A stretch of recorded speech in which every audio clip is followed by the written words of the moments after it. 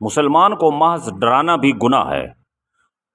حضرت عبداللہ بن عمر رضی اللہ تعالیٰ عنہ کہتے ہیں کہ رسول اللہ صلی اللہ علیہ وسلم نے فرمایا، جو شخص اپنے کسی مسلمان بھائی کی طرف ڈراوے والی نظر سے دیکھے تو قیامت کے دن اللہ رب العزت اس کو ڈرائے گا۔